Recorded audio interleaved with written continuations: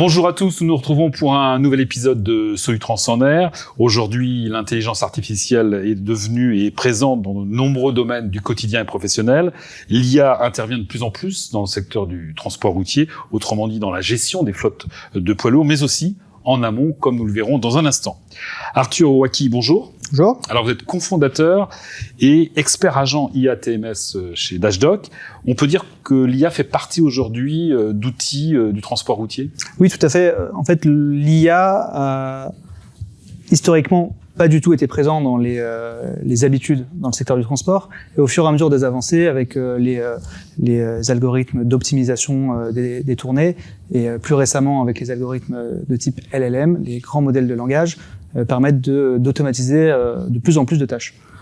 Donc ce sont des solutions qui sont apparues au début des années 2000-2010 et qui aujourd'hui très tôt en fait. Assez tôt en fait. On le sait peu. Ouais.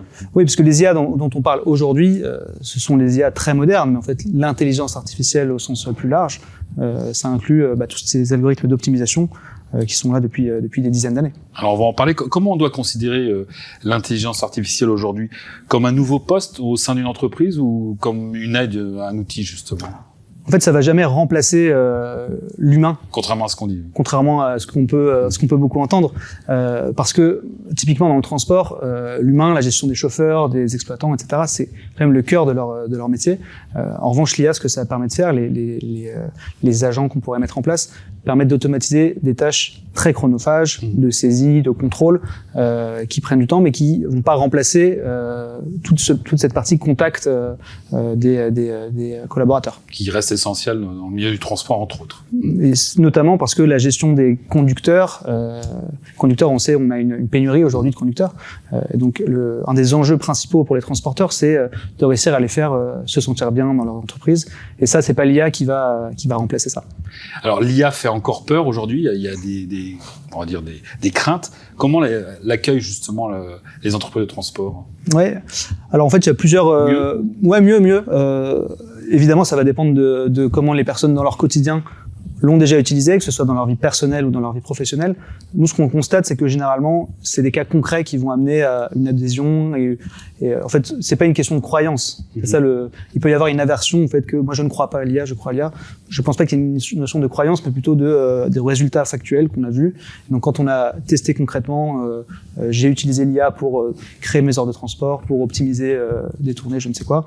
Là, il n'y a pas de doute possible, entre guillemets. C'est une question de pratique.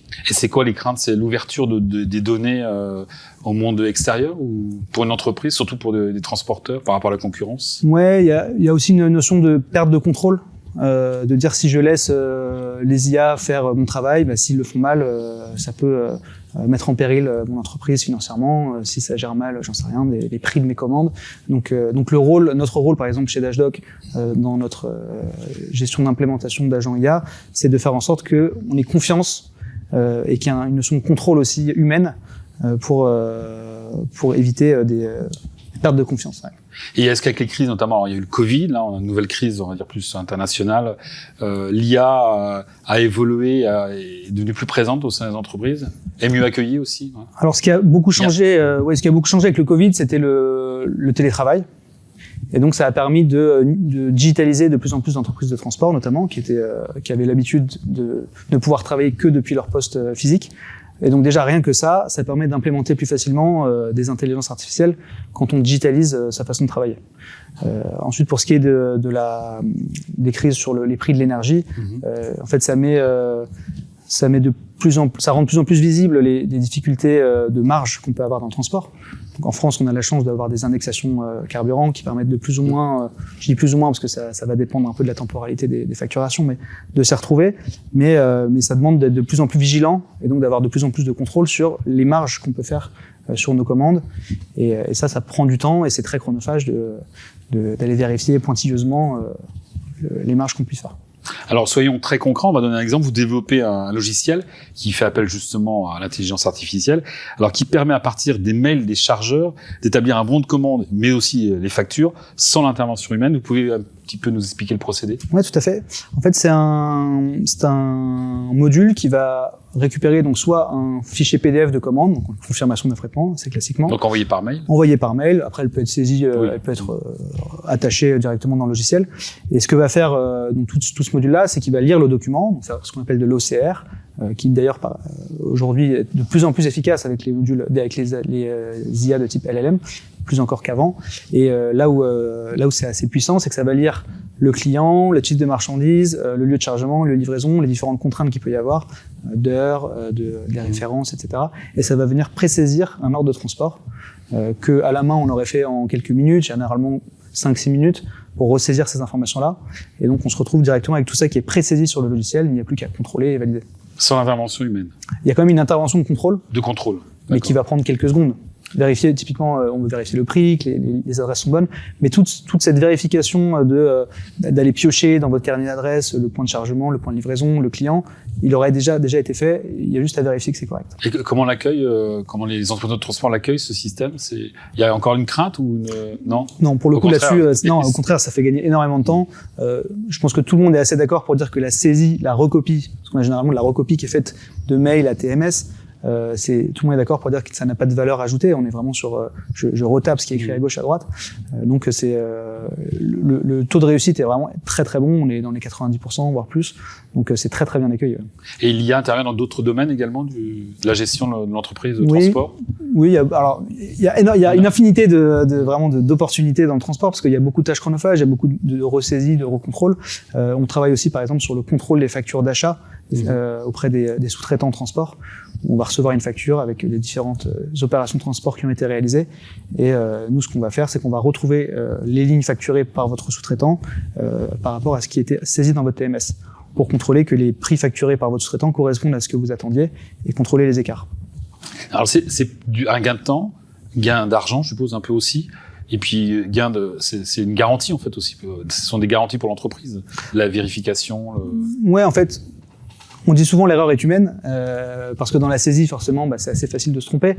Là, on rajoute un peu une deuxième couche de contrôle parce qu'on a une première IA on a une IA qui va d'abord lire et saisir les choses, puis un humain qui va contrôler. Donc ça rajoute une deuxième couche de contrôle.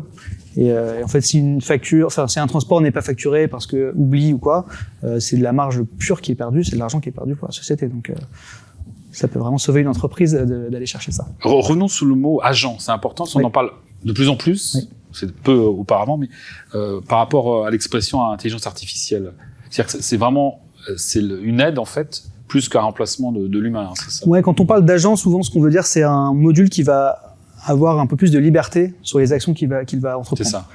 Parce qu'une IA, typiquement une IA de saisie de transport, on lui donne un travail, elle le fait. On lui dit, lis ce document. Et là, l'agent va plus loin. L'agent, l'idée, le concept d'agent, c'est tu as la possibilité de, je sais pas, créer un transport, filtrer dans mes transports.